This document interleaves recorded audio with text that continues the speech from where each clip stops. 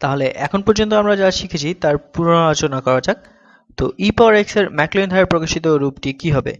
তো তোমাদের এটা মনে রাখতে হবে যে যদি এই অসীম ধারা নেওয়া হয় তবে এই ম্যাকলোরিন সিরিজে প্রকাশিত এই রূপটি এটা ই টু দি পাওয়ার এক্স এর সমান হয়। এবং আমি এর প্রমাণ নিয়ে চিন্তা করেছিলাম কিন্তু শেষ পর্যন্ত আসলে প্রমাণ করতে পারিনি। তো হয়তো আমি এই প্রমাণটি দেখাবো কিন্তু আরো অনেক কিছু শেখানোর পর, কেননা এই ক্যালকুলাসে সফলতার জন্য এটা তোমাদের না জানলেও চলবে। তো যাই হোক, আমরা যেখানে ছিলাম সেখানে ফিরে যাই। এবং এখন এই ই পাওয়ার এক্স এর ম্যাকলোরিন ধারায় প্রকাশিত রূপটি এরকম। তো এটা কিন্তু এই ই পাওয়ার এক্স এর সমান হয়। তো ই পাওয়ার এক্স সমান হলো 1 যোগ এক্স যোগ এক্স স্কোয়ার ভাগ 2 ফ্যাক্টরিয়াল যোগ এক্স পাওয়ার 3 ভাগ 3 ফ্যাক্টরিয়াল।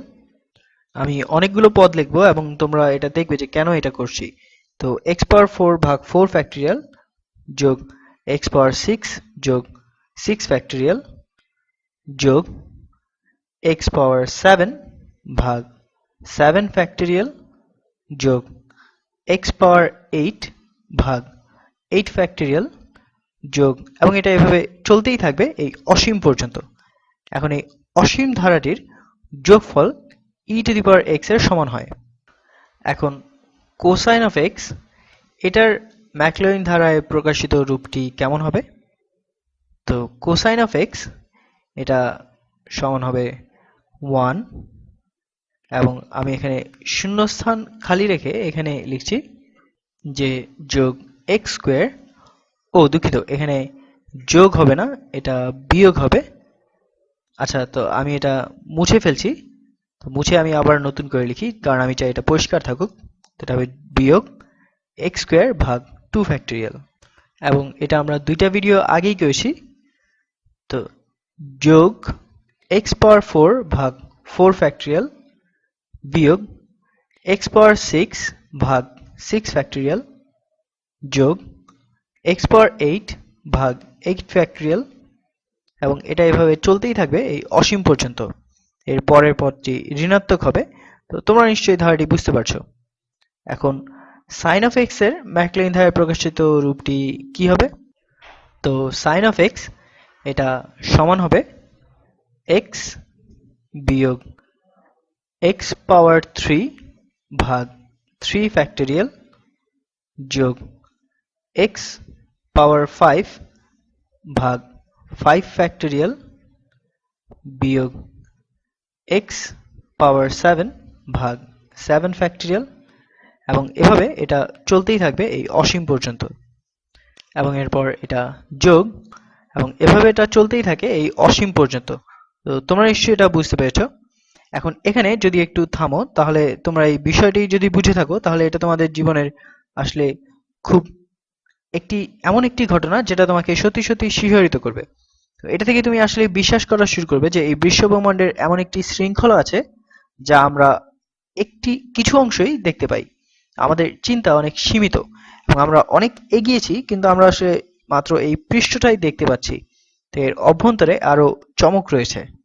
এখন খেয়াল করে দেখো যে কোসাইন অফ এক্স এবং সাইন অফ এক্স, তো এই উভয়ের ম্যাকলোরিন ধারাতে প্রকাশিত রূপটি, অথবা বলা যায় যে এই বহুপদীটি, এটা প্রত্যেকেই ই পাওয়ার এক্স এর অংশবিশেষ বলে মনে হয়। এখন কিছু পরিবর্তন করলেই এটা সমান হয়ে যাবে। এবং এখানে একটা বিষয় আমি আসলে ব্যাখ্যা করে বলি।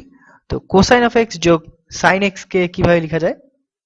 কোসাইন অফ এক্স যোগ সাইন এক্স বা তাদের ম্যাকলোরিন ধারার প্রকাশ কি হবে? তো আমরা উপরের সারি দুটি এটা যোগ করে পাই।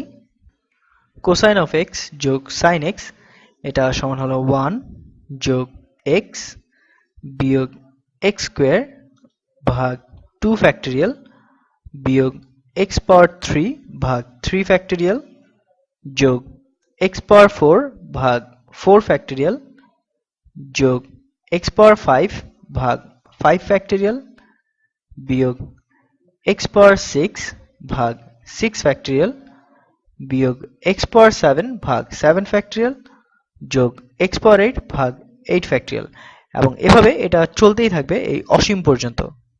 এখন এই ই পাওয়ার এক্স এবং কোসাইন অফ এক্স যোগ সাইন অফ এক্স, তো এর মধ্যে পার্থক্য কোথায়? তো এখানে দেখো যে এখানে শুধু কিছু ঋণাত্মক চিহ্ন আছে।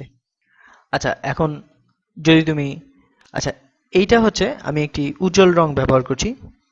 তো এই দুটি ফাংশন এর মধ্যে পার্থক্য হচ্ছে যে এই চিহ্নগুলি, তো এই ঋণাত্মক চিহ্নগুলি। এখন আমি এটা আগে দেখেছি এবং এটা শিখেছি এবং আমি জানি যে এটা শত শত বছর ধরে মানুষ এটা জানে, কিন্তু আমি তোমাকে বলতে পারি যে কেউই এটা আসলে, যদিও সবাই এটা গাণিতিকভাবে প্রমাণ করতে পারে, কিন্তু কেউ বুঝে না যে এটা কেন এরকম হয়। এখন এই দুটি হলো ত্রিকোণমিতির ফাংশন, যা কিনা আমরা কোনো সমকোণী ত্রিভুজের বাহুগুলোর অনুপাত, এটা আমরা একক বৃত্তের সংজ্ঞা অথবা ত্রিভুজের পরিমাপ অর্থাৎ ত্রিকোণমিতিতে এটা প্রভৃতির ক্ষেত্রে কাজে লাগাই। তাহলে এই দুটোকে তুমি যখন যোগ করো এবং তুমি এখানে দেখতে পাচ্ছ যে, আচ্ছা তুমি তো জানো যে এই দুটোই হচ্ছে আসলে ত্রিকোণমিতির একদম মূল অনুপাত, এবং ট্যানজেন্ট হচ্ছে আসলে এই সাইন এবং কোসাইন এই দুইটারই একটি অনুপাত। তো এই দুটি ফাংশনের বহুপদী প্রকাশকে যদি আমরা যোগ করি তাহলে এটা প্রায় এই ই পাওয়ার এক্স এর বহুপদী প্রকাশের সমান হয়।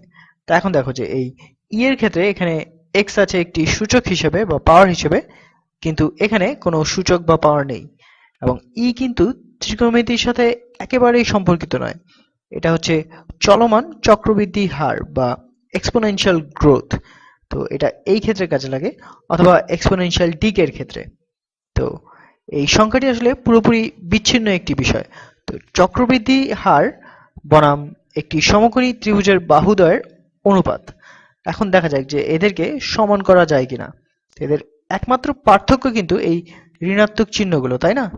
তাহলে এখন এই ধারাটি তুমি একটু লক্ষ্য করো, এটাকে কি কোনোভাবে এই দুটোকে এক সমান করা যায় কিনা। তো এটা আমরা এখন চেষ্টা করে দেখতে পারি। তো এখানে তুমি দেখো যে আমরা কি এমন কোনো কিছু জানি যেটার এইরকম একটি ধারা আছে এই চিহ্নের জন্য। তো এখানে দেখো যে আমাদের প্রথমে যোগ, তারপর যোগ, বিয়োগ, বিয়োগ, যোগ, যোগ, বিয়োগ, বিয়োগ, অর্থাৎ 4 বার করে এটা চক্রাকারে আবর্তিত হচ্ছে, অর্থাৎ 4টি পর আমরা একই ধারা পাচ্ছি। এখন আমরা কি এমন কিছু শিখেছি যার সাথে একে মেলানো যেতে পারে? এখন তোমরা হয়তো আরো অবাক হবে এটা দেখে যে এই সংখ্যাটি হলো আই, বা একটি কাল্পনিক একক আই। তো এই আই এর পাওয়ারগুলো, এটা আসলে একটি পুনরালোচনা, এবং যারা এটা জানো না তারা হয়তো এর আগের কাল্পনিক সংখ্যা বা ইমাজিনারি নাম্বারের ভিডিওটা দেখতে পারো। আই পাওয়ার 0 এটা হলো 1, এবং আই পাওয়ার 1 হলো 1, এবং আই পাওয়ার 2 এটা হলো -1, এবং আই পাওয়ার 3 এটা হবে -1 গুণ আই অর্থাৎ -i, এবং আই পাওয়ার 4 এটা হলো -1 স্কোয়ার অর্থাৎ 1, আই পাওয়ার 5 এটা হলো 1 গুণ আই, আই পাওয়ার 6 এটা হলো -1, এবং আই পাওয়ার 7 এটা হলো -i, এবং আই পাওয়ার 8 এটা হবে 1, এবং এভাবেই এটা আসলে চলতে থাকবে। এখন এই আই এর ধর্ম হলো যে এই চক্রের পরের দুইটি সংখ্যা ঋণাত্মক হয়। তো এখানে এটা ঋণাত্মক এবং এটা ঋণাত্মক, এটা ঋণাত্মক না হলেও ঋণাত্মক কাল্পনিক সংখ্যা, এবং তারপর দুইটি ধনাত্মক এবং তারপর আবার দুইটি ঋণাত্মক। এখন আরেকটি ব্যাপার লক্ষ্য করো যে যখন আমরা আই বা নেগেটিভ আই পাই, তা কিসের সাথে সম্পর্কিত? তা সাইন অফ এক্স এর পদগুলোর সাথে সম্পর্কিত। তো এই আই পদটির সাথে সম্পর্কিত এটা নেগেটিভ আই পদটির সাথে, এটা আই পদটির সাথে, এবং আবার নেগেটিভ আই পদটির সাথে। এখন আমি হঠাৎ দেখলাম যে আমার হাতে আর সময় নেই। যাই হোক, তো আমরা যা দেখতে যাচ্ছি তা হলো এতই অসাধারণ যে অনেকে বলে যে এটা স্রষ্টার অস্তিত্ব প্রমাণ করে। তো হয়তো এটা কিছুটা বাড়িয়ে বলে, কিন্তু এটা সত্যি বলতে কি যে আমাদের মহাবিশ্বে অতিপ্রাকৃত কিছুর অস্তিত্ব এটা প্রমাণ করে, এবং হতে পারে যে এটা হলো স্রষ্টা নিজেই। তা আমি এই ব্যাপারে আসলে বেশি কথা বলবো না। খুব শীঘ্রই এর পরের ভিডিওতে দেখা হবে।